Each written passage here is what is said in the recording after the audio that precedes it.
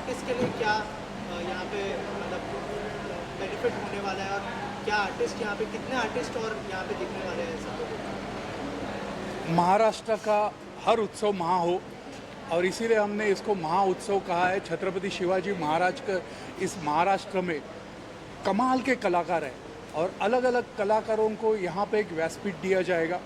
क्योंकि कलाकार होने के नाते मैंने हमेशा कलाकारों को देखा है कि उनको स्पेस दो तो और बहरते हैं, और उसमें बहुत सारी चीज़ें उनको करने की इच्छा होती जाती है। तो हमने राजा रवि वर्मा जी से लेके गायतोंडे साहब से लेके दलाल साहब से लेके हमारे वासुदेव कामत जी है, शील सड़वेलकर है, रवि पाटोले है, अच्युत पालव है, रूपाली पाटोले है, गीता जी है, ऐसे अलग अलग कलाकार यहाँ पे अपनी कला दिखा रहे हैं। और उसके कला के माध्यम से ये महाराष्ट्र की महाकला पूरे महाराष्ट्र में नहीं बल्कि भारत में नहीं पूरे देश में जानी चाहिए। क्योंकि पिछले 3 सालों से हमारे कलाकार जो अपनी कला की पेशकश हमेशा लोगों के सामने करते हैं, वो घर पे बैठने के बाद उनको कभी मैं ये सब अच्छा मेरी कला का सादरीकरण लोगों के सामने करूं, ऐसी जब इच्छा हुई और हम लोग कुछ कलाकार यहाँ मिले और उन्होंने डिसाइड किया कि हम अपने लेवल पे एक महा उत्सव करते हैं। तो इसलिए यहाँ पे कला क्षेत्र के लोग और पेंटर और स्कल्प्टर तो काफ़ी लोग आएंगे ही, उसी तरह से यहाँ पे बहुत सारे अपने पारंपरिक महाराष्ट्र का कला नृत्य दिखाने वाले भी लोग आए। आदिवासी मोपाड़ा के लोग हैं, वासुदेव है, यहाँ पे गोंधल जागरण करने वाले लोग हैं। जो कला लुप्त हो रही है उस कला को हम लोग यहाँ पे लोगों के सामने पेश करेंगे, तो उसी तरह से लोगों को समझ में आएगा कि हमारा महाराष्ट्र की कला, महाराष्ट्र की रीति परंपरा कितनी थोर है, कितनी बड़ी है। जिसके वजह से यहाँ का महा सिनेमा जो दादा साहब फाल्के ने, ये पहले मराठी आदमी ने हिंदुस्तान में अगर पहला चित्रपट अगर यहाँ पे चित्रित हुआ है तो दादा साहब फाल्के के माध्यम से हुआ है। तो उनको भी यहाँ पे हम श्रद्धांजलि देंगे। लता दीदी जो भारत रत्न रही, उन्हें उनके गानों को सब दुनिया में जादू चली रही, उस जादूगर लता दीदी का भी यहाँ पे श्रद्धांजलि कार्यक्रम होगा। रमेश देव जी ने बहुत योगदान इस मैंने तो उनसे कि किस तरह से ज़िंदगी जी जा सकती है, किस तरह से एक उम्र के बाद भी एक आदमी किस तरह से नया पीढ़ी के लिए, नए लोगों के लिए प्रेरणा दे सकता है, उनका भी यहाँ पे मान सम्मान किया जाएगा। और महाराष्ट्र के अलग अलग जो व्यवसाय के लोग हैं यहाँ पे आके अपने व्यवसायिक अनुभव हमारे कलाकारों के लिए जब सामने बातचीत करेंगे तो उनसे हमारे कलाकारों का मनोबल बढ़ेगा। हमारे कला के साथ साथ हम कैसे व्यावसायिक रूप से भी हमारी कला को आगे ले जा सकते हैं। क्योंकि महाराष्ट्र के कलाकार बहुत इमोशन है, बहुत अच्छे हैं, बहुत सब कुछ है, बट व्यावसायिक रूप से भी उनको एक उभारी देने के लिए ये उत्सव रखा है।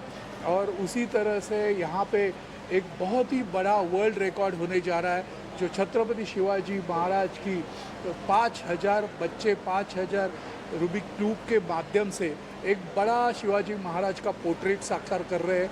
और उसी को प्रोत्साहन देने के लिए यहाँ पे 5 लाख लोग जमा होने वाले हैं, जो अपने आप में एक विश्व रिकॉर्ड होगा। और उसी तरह से यहाँ पे महाराष्ट्र का एक गीत जो सामने आएगा, वो बहुत ही कमाल का गीत है, जिसे महाराष्ट्र एक नई प्रेरणा लेगा। उसका भी अनुकरण 1 मई को यहाँ पे होगा। नंदेश उमप जैसे महान कलाकार का पूरे महाराष्ट्र को ललकार देने वाला पोवाड़ा और वो कार्यक्रम होगा। और उसी तरह इस महाराष्ट्र के महा उत्सव की जो सांगता है, वो सांगता एक महाविशालकाय ऐसे नाट्य से होगी। शिवाजी महाराज के इस नाट्य से होगे, जो बाबा साहेब पुरंदरे और उनके जो जांटा राजा जैसे नाटक को हम वहाँ पे श्रद्धांजलि देंगे। और हम अपने तरफ से एक बड़ा नाट्य जिसमें हाथी, घोड़े, पालकी और कितने मतलब 180-90 कलाकार एक मंच पे लाके लोगों के सामने सादरीकरण करेंगे। इसलिए इस महाउत्सव में, इस महाप्रेस कॉन्फ्रेंस में मैं महाराष्ट्र की महान जनता को अब आमंत्रित करना चाहता हूँ कि यहाँ पे आपको अलग अलग टाइप के सब कलाकार मिलेंगे। आइए और उनके कला को संबोधित करते हुए उनके कला को एक आपके प्रोत्साहन की ज़रूरत है, वो देखे। इस उत्सव में महाउत्सव बनाइए तो हमारे सब कलाकारों को कोरोना के बाद जो मनोबल नीचे जा चुका है उसको आगे लेके जाने में बहुत बहुत मदद होगी। खूब धन्यवाद। खूब आपके माध्यम से मैं ललकारना चाहता हूँ कि माता तुलजा भवानी, माता अम्बा देवी, इनका हमने जागर कर रखा है। हम महाराष्ट्र की कला संस्कृति को उदो उदो करना चाहते हैं। आइए और इस संस्कृति के कार्यक्रम में एक कला, संस्कृति, खेल और इस सिनेमा के अलग अलग बड़े बड़े प्रोग्राम में आप आपका मन लीजिए। 4 दिन का बहुत बड़ा उत्सव है। 28 तारीख को ये उत्सव चालू हो रहा है। 29 तारीख को राजा रवि वर्मा जी की जयंती है। 30 तारीख को दादा साहेब फाल्के जी की जयंती है और 1 में तो मेरे महाराष्ट्र का महाराष्ट्र दिन है। और उसका उदो उदो करने के लिए, इस महाराष्ट्र के कलाकारों का मनोबल बढ़ाने के लिए आप आके आपकी उपस्थिती लगाइए। साधारणपणे पपेट्स किंवा कळसूत्री बाहुल्या बऱ्याच जणांना माहिती आहेत। ही एक वेगळ्या प्रकारची पपेट्स आहे, त्याला लेदर पपेट्स किंवा शॅडो पपेट्स म्हणतात। ही मी बनवली आहेत लेदरपासून, बकऱ्याच्या कातड्यापासून आणि रामायणातली विविध कॅरेक्टर्स याच्यामध्ये आहेत। याचा एक वर्कशॉप, कार्यशाळा घ्यावी अशी माझी इच्छा आहे। त्याच्यासाठी अर्थातच लेदर न वापरता पेपर वापरणार, कारण तो सहजपणे उपलब्ध असतो। हे लेदर सहजपणे उपलब्ध नसतं, शिवाय ते खूप महागाई असतं। तर याची एक कार्यशाळा घ्यायचा विचार आहे।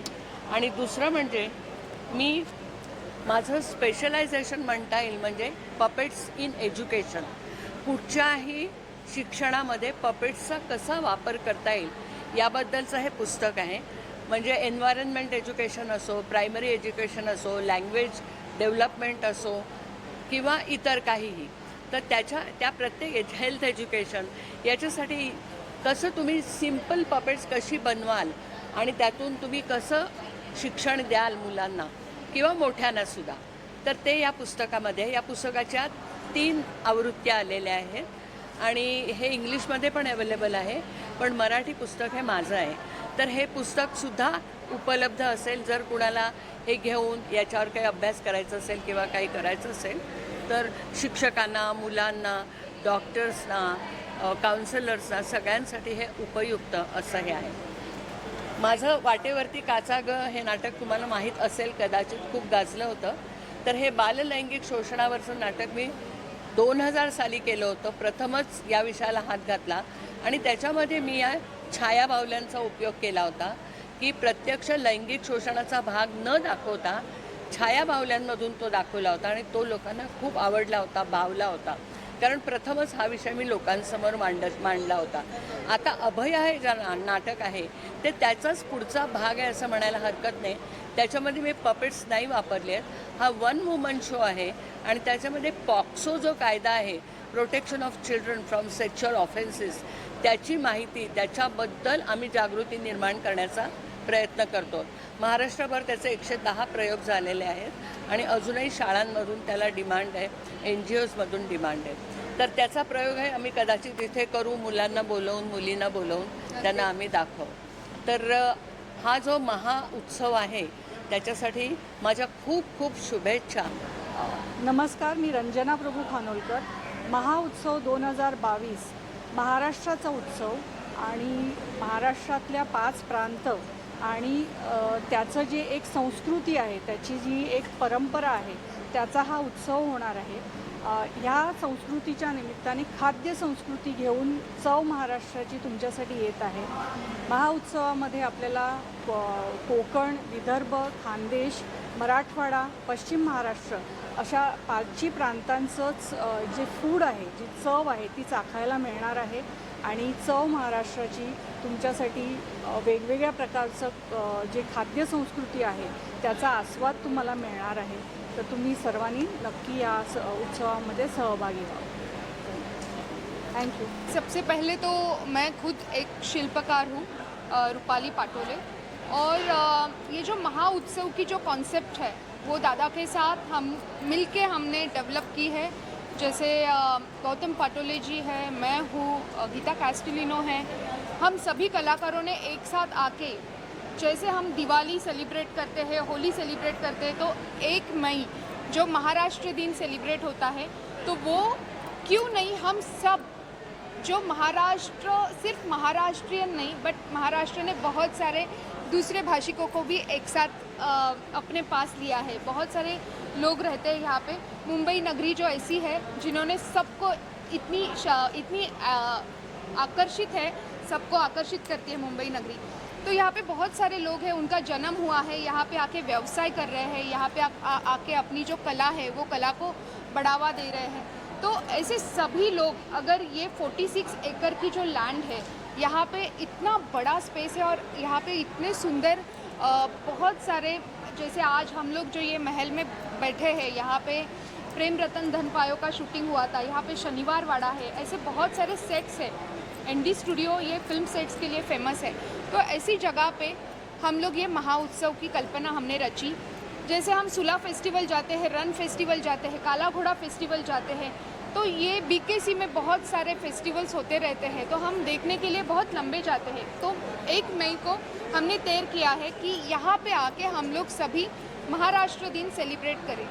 तो ये उत्सव में, जैसे उत्सव में बहुत सारा फेस्टिवल्स रिलेटेड ऐसी जो चीज़ें रहती है, तो वैसे यहाँ पे बहुत सारे स्कल्प्टर है, यहाँ पे बहुत जो दिग्गज कलाकार जो होके गए हैं और जो है और जो अपकमिंग आर्टिस्ट है, उनके पेंटिंग्स है, उनके स्कल्पचर्स है, उसके साथ साथ जो स्ट्रीट आर्टिस्ट है, जैसे लोककला है। महाराष्ट्र मतलब महाराष्ट्रामध्ये मराठीमध्ये बोलतात दगडांच्या रेषा। महाराष्ट्र हा आपल्या गड किल्ले यासाठी फार फेमस आहे, पण मला असं वाटतं की महाराष्ट्रातला जो रांगडा महाराष्ट्र आहे, कुस्ती आहे, खेळ आहेत, त्याचप्रमाणे लोककला आहेत, वासुदेव, पिंगळा, त्याचनंतर गोंधळ यासारखे खूप सुंदर कलाकारी तुम्हाला एव्हरी डे तुम्हाला बघायला मिळणार आहे।